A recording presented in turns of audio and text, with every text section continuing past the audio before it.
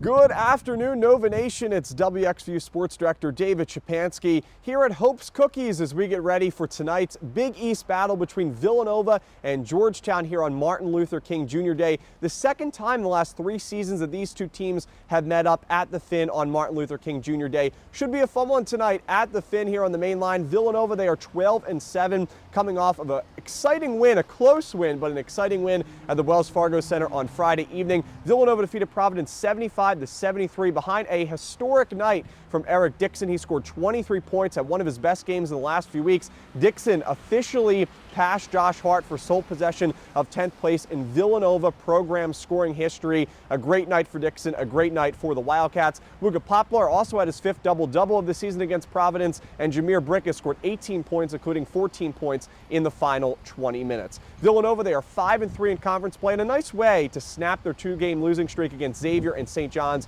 with a win on Friday in South Philly. Tonight, they'll take on the Georgetown Hoyas, and really what a year it has been for them so far. This was a team that went just 9-23 last year in the first year of Ed Cooley, but Georgetown is off to a great start so far this year. They are 12-6 heading into this game. They are 3-4 though in conference play. They started out their conference schedule with 3 consecutive wins, including their best win of the season against Creighton at home in our nation's capital. But for Georgetown, they have lost their last 4 games to Marquette, UConn, St. John's, and most recently against DePaul. Now, they really have played well, especially defensively in all 4 of those games. Their offense has just struggled in those 4 games to score points. In that game against DePaul, they were without 2 of their top scorers, and Thomas Sorber as well as Jaden Epps. Epps was their leading scorer a year ago. He's still averaging around 12-13 points per game, but Sorber is their star freshman forward, and you may kind of heard the name before, and that's because he has a lot of local connections to the Philadelphia area. He was born in Trenton, New Jersey. He was the number 3 prospect coming out of high school in Pennsylvania.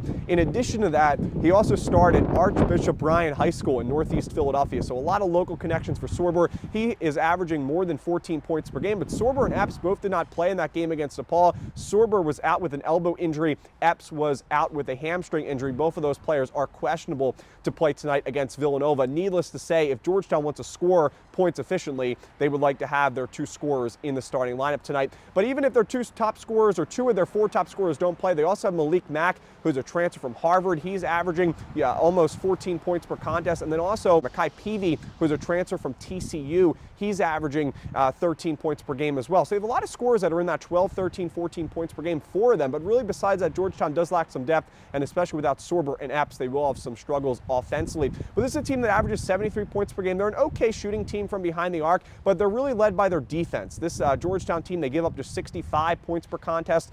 64 overall this season, but 65 points per game in conference play. So they've even shut down some of the best teams and offenses in college basketball in Big East play, just giving up 65 points per game. Some other stats in terms of their defense, they do a really good job at forcing turnovers. They average 14 forced turnovers per game, and also they average almost 9 steals per game. So this is a team that's going to put a lot of pressure. According to Ken Pom, they are one of the best they have one of the best defenses in the Big East Conference. So it will be a matchup here that should be fun to watch. Villanova's pretty good offense against a very good defense in the Georgetown Hoyas. The main question will be, can Georgetown score enough tonight? And a lot of it will depend on if they can get 2 of their top 4 scorers in Sorber and Epps playing tonight.